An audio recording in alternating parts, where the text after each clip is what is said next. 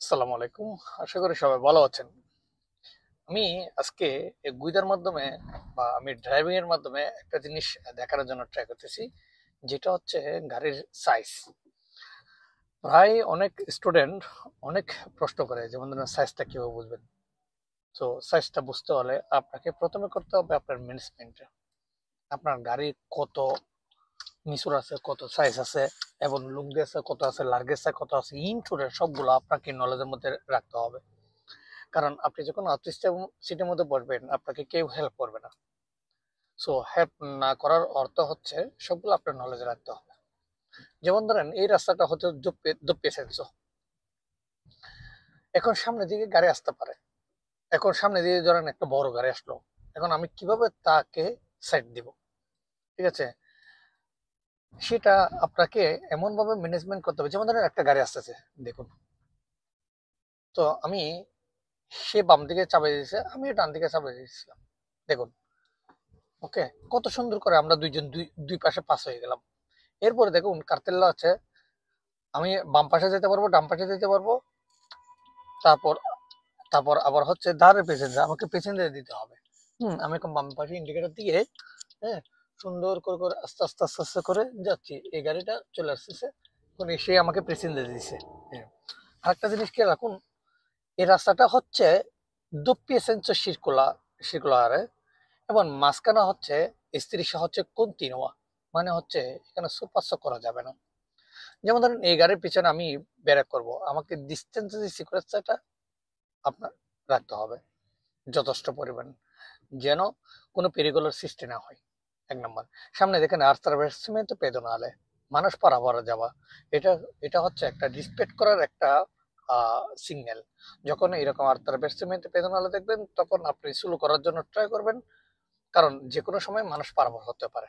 ঠিক আছে, এখন আমি দেশ রাতে যাব, আমি ডান পাশে ইন্ডিকেটর দিলাম স্লোলি ভাবে, আমি চারপাশে দেখলাম, দেখার পর আমি আস্তে করে প্রবেশ করলাম।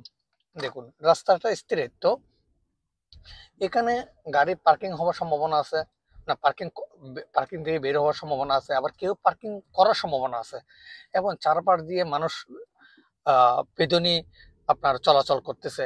ইনক্লুডেড সবগুলো আপনাকে নলেজে রাখতে হবে।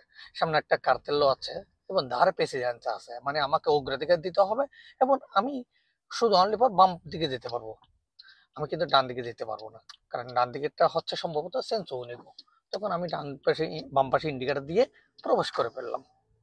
এগুলো হচ্ছে প্রাথমিক সিস্টেম আপনার রাস্তার মধ্যে চলাচল করার। কারণ আপনাকে সব ম্যানেজমেন্ট গুলো যেমন ধরেন এখানে একটা কার্তেল আছে, ডিবে যদি সস্তা, এখানে পার্কিং করা যাবে না, সামনে লেখা আছে দেখেন স্টপ, এখানে থামতে হবে, আপনাকে অবশ্যই থামতে হবে। তারপর ফ্রেশার দেশ রেসিনিসটা, এরপরে আপনি ডান পাশে দিতে পারবেন, বাম পাশে দিতে পারবেন। দেখুন ডান পাশেরটা হচ্ছে এসেন্স উনিকো, এখানে কিন্তু কার্তেলে লেখা আছে। হুম, সামনে একটা কার্তেল আছে ডিবি বাই তো আগে দেশটা কিন্তু সিনিসটা না, কিন্তু সিনিসটার মধ্যে দেখেন এখানে কিন্তু আপনার সেন্স উনিকো ডিবিএটর আপনার সিগন্যাল কার্তেলে লাগানো আছে। এগুলো আপনাকে, মানে আপনি যখন রানিং করবেন তখন আপনাকে এগুলো ম্যানেজমেন্ট করতে হবে। আরেকটা জিনিস খেয়াল রাখুন, এই কার্তেলটা ডিবিএ তো সস্তা, পার্কিং হ্যান্ডিক্যাপা, এখানে একটা পোস্ট আছে দেখুন সামনে, এই পোস্টটা হচ্ছে হ্যান্ডিক্যাপারদের জন্য রিজার্ভ আতা। ঠিক আছে, কিন্তু আপনি করতে পারবেন না, এমার্জেন্সিও করতে পারবেন না, সোজা কথা। ওকে, এগুলো হচ্ছে রাস্তার ম্যানেজমেন্ট। হ্যাঁ, এই সমস্ত বিষয়গুলো আপনাকে নলেজে রাখতে হবে। এক নাম্বার, যখন আপনি এক্সামে গুইদের মধ্যে অ্যাটেন্ড করবেন তখন আপনাকে এক্সামে তোরে এই সমস্ত বিষয়গুলো আপনি আপনার কাছ থেকে দেখার জন্য ট্রাই করবে। আপনি কিভাবে গাড়ি চালাচ্ছেন, কোন নিয়মে গাড়ি চালাচ্ছেন, কি অ্যাঙ্গেলে গাড়ি চালাচ্ছেন, এবং আপনার ড্রাইভিং করার মন মানসিকতা কেমন, এবং আপনি সবগুলো আইন মানতেছেন কিনা, হ্যাঁ, সব যদি কদিসি রাস্তাটা মানতেছেন কিনা সেটা। এরপরে আপনি, যেমন ধরেন আমি এখন ডান পাশে যাব, ডান পাশে যাব শব্দ অর্থ হচ্ছে এই গাড়ির পিছনে যাব, আমি কিন্তু এই বাম পাশে যাব না, বাম পাশে গেলে আমার এটা আপনার বুচ্চাদো। হুম, এটা হচ্ছে এখন যেমন ধরুন আমি যখন ডান পাশে যাব তখন আমাকে কি করতে হবে, সম্ভবত এই গাড়িটাও ডান পাশে যাবে, তো তার কাছ থেকে আমার গাড়ি ডিস্টেন্স সিকিউরিটিটা লুঙ্গ থাকতে হবে, মানে একটু ডিস্টেন্সে থাকতে হবে। কারণ সে যে কোনো সময় হয়তো বা ব্যাগ গিয়ে লাগিয়ে পিছনের দিকে চলে আসতে পারে, অসম্ভব না। হুম, সো আমার সতর্কতা আমাকে থাকতে হবে। এখন দেখুন, এখন কিন্তু সোমাপুরো রুসো হলে কিন্তু পার হওয়া যাবে না। আপনারা যখন এক্সামে গুইদার মধ্যে অ্যাটেন্ড করবেন, তখন সোমাপুরো যদি জানলো হয়, আপনি দাঁড়িয়ে দাঁড়িয়ে যাবেন। কারণ আপনি সো কারণ আপনি হচ্ছে নিয়ে পাতেন তাতে হচ্ছে আপনাকে অধিক সতর্কতা অবলম্বন করতে হবে, অনেক সতর্কতা অবলম্বন করতে হবে। সো কেয়ারফুলি ভাবে ড্রাইভ করার জন্য ট্রাই করবেন, এবং এক্সামিনারের সামনে আপনি এমন ভঙ্গি করবেন যেন ও যেন বুঝতে পারে আপনি ড্রাইভিং লাইসেন্সটা অর্জন করার জন্য পরীক্ষার মধ্যে অ্যাটেন্ড হয়েছেন। এখন হচ্ছে সোমাপুরে বেরিয়ে আমি ডান পাশে ইন্ডিকেটর দিলাম, তারপরেও কিন্তু অ্যাটেনশনে থাকবেন। সোমাপুরে বেরিয়ে হয়েছে বিদায় আপনি টাচ করে চলে যাবেন, হয়তো মানুষ চলে আসতেও পারে। হুম। এরপর দেখুন, এটা হচ্ছে ট্রাম।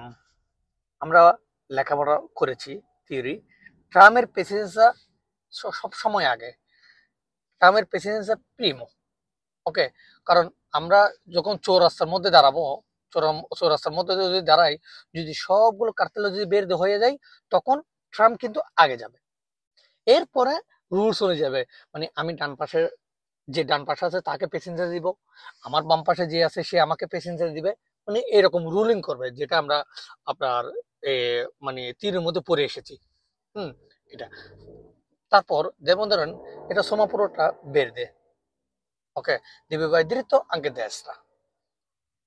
ওকে, এটা হচ্ছে আহ সার্কুলার করার এবং গাড়ির মিশ্র করার প্রাথমিক সিস্টেম। আসসালামু আলাইকুম, সবাই ভালো থাকবেন।